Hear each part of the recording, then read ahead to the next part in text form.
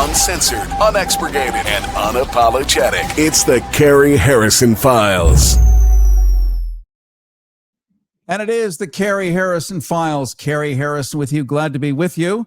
Well, I am excited for the next one because in these difficult times when nobody can wrap their head around it, people who stand up for you and others and have been doing so for some years have built a certain kind of expertise that you and I really need to learn from. We're going to unravel a tale of ice, of courage, and the rarest of human traits, authenticity. The arena, the United States of America. The combatants, not merely swinging sticks, but young hockey players armed with an even deadlier weapon, conviction. And leading the charge like a modern hero through the temple of tradition is Brock McGillis, the first openly gay NHL hockey player who dared to challenge the untouchable gospel of hockey culture. In 2023, he embarked on a chaotic quest across Canada, 100 minor hockey teams, 100 in just 100 days, saying, be yourself, break conformity, stand up for one another. Well, the Shift Makers Tour, as it's now known, is no ordinary tour. It's a clarion call, a battle cry against the unspoken rules that govern locker rooms and silent dissent. Brock made history by coming out in 2016 as was the first openly gay professional hockey player. And since then, he's been at the forefront of changing sports culture, earning accolades like the Hockey News 100 Most Influential People in Hockey and Queerty's Pride 50. He's backed by the NHL, NHLPA, the Seattle Kraken, Chicago Blackhawks, and our own Warner Brothers right down the street. The Shift Makers Tour is tackling racism, homophobia, and sexism in hockey by inspiring young athletes to foster inclusive environments where everyone belongs. Now he's bringing his mission to the U.S. for the first time. And here on the Carrie Harrison Files, we are happy to roll out our network red carpet and welcome you, Brock McGillis.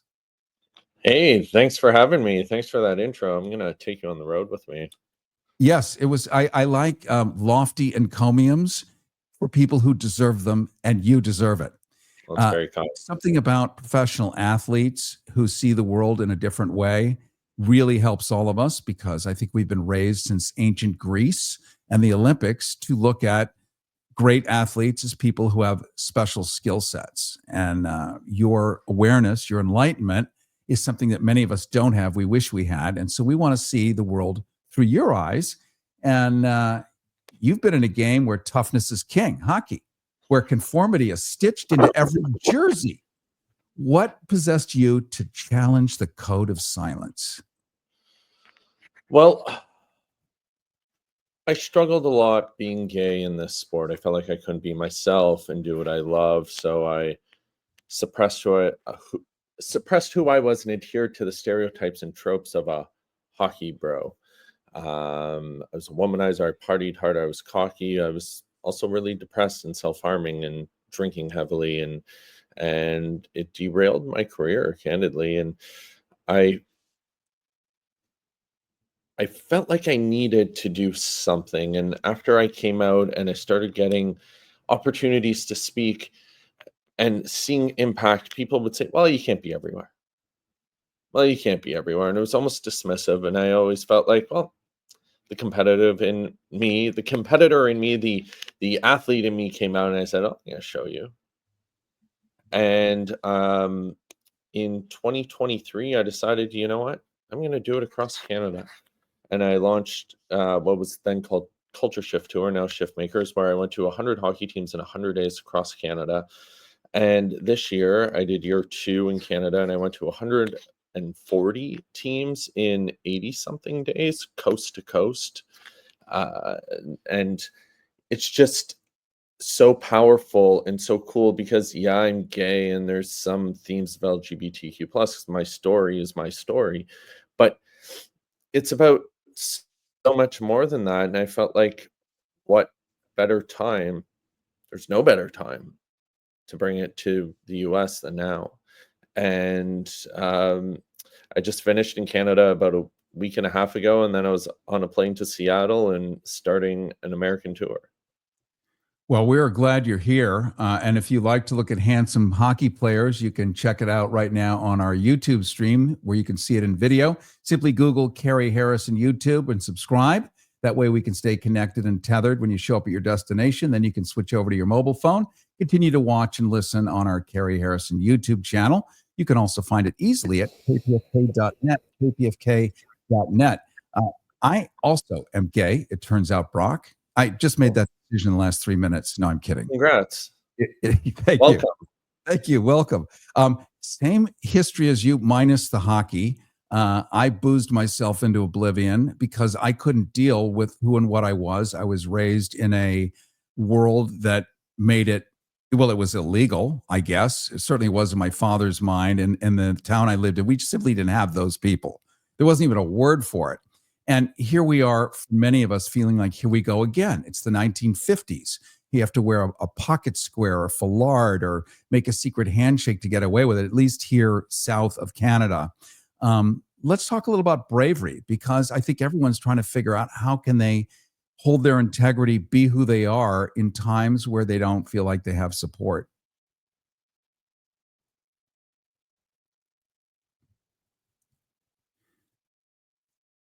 Listen, well, it's still legal. The Carrie Harrison Files.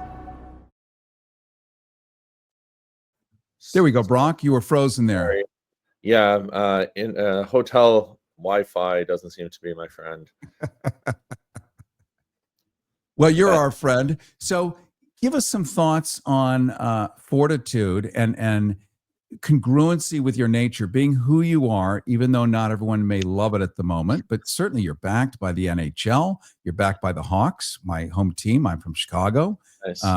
Even the brothers Warner, whatever's left of them. I mean, that's a giant bunch of people saying you're cool. So Yeah. with all of that, like, how do we suit up and show up for who we really are when we're told right now, not cool? Yeah, I think my biggest thing is, listen, 10% of people are going to love you unconditionally, and 10% of people are going to hate you unconditionally. But there's 80% in the middle. And I think with those people, whether we're talking, politics right now in America is an interesting time, to say the least. We love Canadians. You put it so I'm just going to parenthetically, there's a joke. How do you get 10 Canadians out of a swimming pool? How?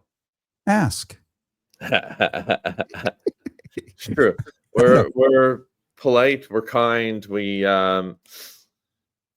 but I think the thing is, for me, is that I think twofold. Number one, I think we have to show people, and I don't know if we always do a good job of this, is that, okay, you're worried about the price of eggs, and I'm using eggs because that seems to be all that anyone's talking about in America right now. You're worried about insulin? So are we. And we're aligned on a lot of things. We just also need you to align on this. No different than we need, them to recognize the impact of language, behaviors, and attitudes and start to stand up to it and have the bravery and courage. We need our allies in this moment. But we ourselves just got to keep living. I was a little afraid to come to the US. I'm not going to lie to you. And I'm going to pretty progressive spots. Like I get to pick and choose. But I was still a little concerned. And I went, well, I got to keep living. I remember one time I went to a small town in rural Alberta, like way up north, like an oil town in northern Alberta. It was like minus 60 degrees and snowing, which is wild. And they're like, well, we're a little concerned about your safety. And I almost didn't go. But I thought about it and I went, well, there's kids here who are queer, who are gay, who are going to hear that I didn't show up because I was concerned about my safety, and they have to live there every day. The more we exist and set the tone, set the intention, show young people, no, keep existing. No, we've gone through this, we've gone through worse, and we've come out the other side, and we will again. I think for our community too, I think we have to look at a number of things. I think we got complacent. I think there was a little bit of time where we got incredibly complacent. We had enough rights. We were comfortable and we didn't advocate anymore. And I think we need advocates again. I think we need activism, but we also need advocates on the inside who are pushing in saying, hey, they're going to come at you if you don't start shifting this. And we need to work together as advocates and activists to evolve it. Well put. We're talking right now to Brock McGillis. He's founder of the Shift Makers Tour, tackling racism, homophobia, and sexism in hockey by inspiring young athletes to foster inclusive environments where everyone belongs. He's been featured in the New York Times, also been backed by the NHL, Chicago Blackhawks, Seattle Kraken, Warner Brothers right next door to us here. And during these strange times, his voice is one of inspiration and a reminder that there are no second-class seats on the actual playing field of life. So in the locker room, which has a mono-dimensional single music note of culture, you just brought in, bassoons and trumpets and cellos. Is there a way you can help the rest of us, like, get out of the freaked out, sit in the corner and hide part? Like, where do you find that inner strength? I think for me, it's just, I think I look at it like, hey, you either sit there and dwell. It's no different than my coming out. Part of my coming out is because a dear friend of mine ended up on a terrorist hit list. And he was hosting a charity event and said, I don't think you should come. I said, what do you mean? He goes, well, I'm a target. And I said, well, are you going? He said, yeah. I said, I'm coming with you. I'm not going to be afraid. I'm not going to be scared out of here. And I went with him. And the next day I called a journalist and said, I'm coming out. I think now more so than ever, we're going to see our community, and we have throughout time. This is where, more people are going to stand up and come out. More people are going to create art, music, different things. It's going to be a catalyst for an evolution of our community. And we're going to see it happen in real time. I think we just have to just ground ourselves a little and go, okay, I'm currently in LA. I can take a breath. You know what I mean? Like, this isn't some places where it's more red and I can't have my voice heard. I'm going to make sure it's heard. And also, I think we need to engage with people so that we sort of meet them where they're at a little bit. Like, I go into hockey locker rooms, from professionals to kids, and I go into corporates in different places, but in particular, those hockey locker rooms aren't, what somebody would assume to be the most welcoming places. No, one would not assume that. And my goal in there is, like, if I can disarm them, if I can make them laugh in the first 5 minutes, I've won. And I've had rooms where I've had players from Russia who, like, literally do not want to be there, and by the end are thanking me. When we humanize issues, I think people are good by nature. I don't think everyone's evil. I truly don't. I think there's a lot of really good people in the world. When we humanize issues and show them the impact versus calling them names, I think they'll be more receptive to rallying around it. And from there, teach them how. I talk about being a shift maker. And it's because when I retired from playing, I was working with hockey players, and I hid my sexuality from them because I was afraid they wouldn't want to work with me if they knew I was gay. Well, I came to find out they all knew. And I started observing their behaviors, kind of like animals in the wild, hockey players in their natural habitat, and started to notice that anytime they'd say something homophobic, they'd freeze up and apologize to me. And initially I thought, cool, maybe they just like me because I'm one of the guys. I go on the ice and chirp them. We go in the gym and I out bench press all of them. And for anyone listening, don't forget that. But maybe they go and use slurs and bully, harass, and hate queer people elsewhere. Then one day I wasn't there, and I had a sprint coach working with some athletes on a track, and at the end of a 2-hour workout, he told them they had 10 more sprints. And a younger player looked at the sprint coach and said, "This is so gay." And an older player who's turning pro looked at the younger player and said, "We don't say that here. Give me 50 push-ups." And that became something my athletes adopted amongst themselves. But that guy that day created a shift in 100 athletes where they started taking it with them everywhere they went. He created a shift in me where I realized the impact I could have. Really, because of that guy, I came out. Because of that guy, I do the work I do. Because of that guy, thousands of people have come to me over the years who have been struggling in some cases in life and death situations, and not just LGBTQ plus related. And I've been able to get them support.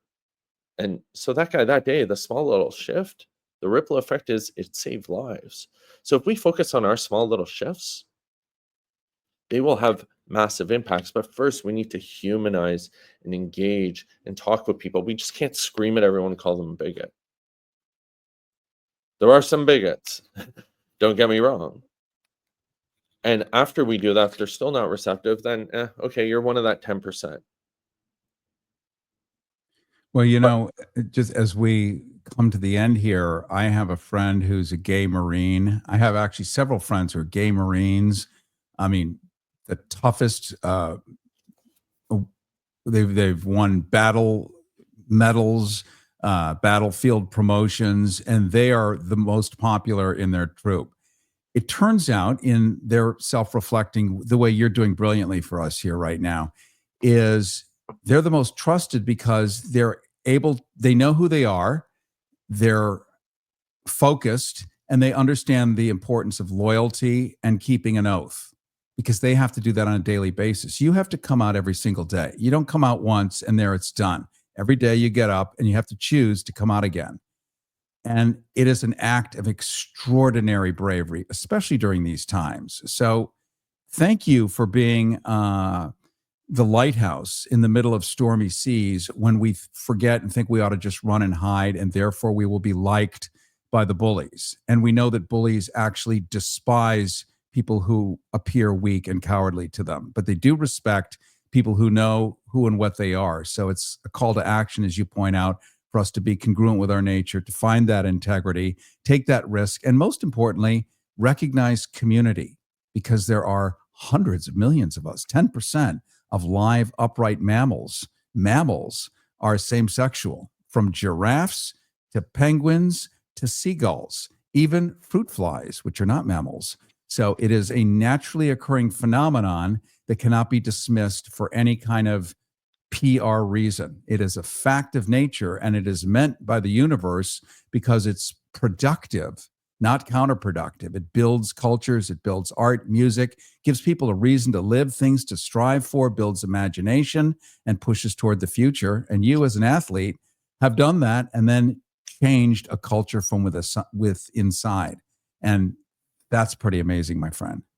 Well, thank you so much. And one thing you said just really struck me. It's the community aspect. I think sometimes we eat each other alive, and we got to pick each other up right now. And we got to come together. And it's wild, but even you look at younger generations, like Gen Z is identifying as LGBTQ plus at close to 25%. Like it's higher than we even imagined, and it's because they can finally be themselves, and we can't take that away from them. We can't let it happen, and we won't, because of you. We're out of time, regrettably, but I want to thank you so much for joining us today on the Carrie Harrison Files.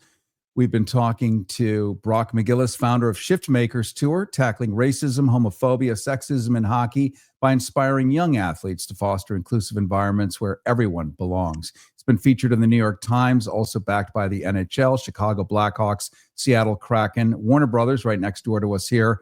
And during these strange times, your voice, Brock, is one of inspiration and a reminder that there are no second-class seats on our actual playing field of life.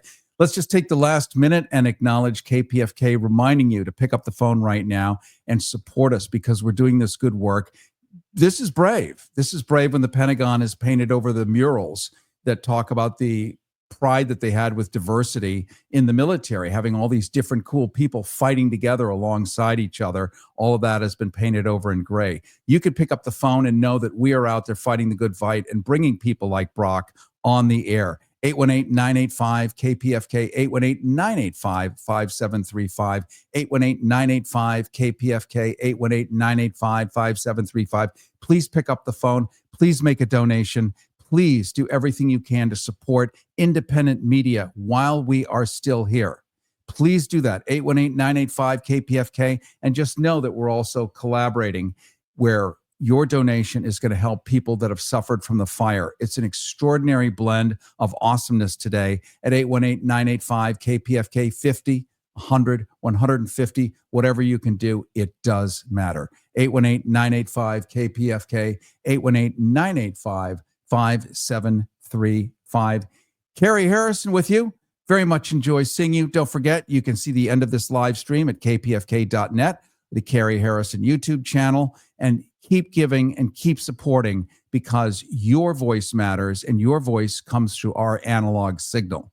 So let's keep this thing cooking. 818-985-KPFK, 818-985-5735. Carrie Harrison with you. See you next time. Uncensored, unexpurgated, and unapologetic. It's the Carrie Harrison Files.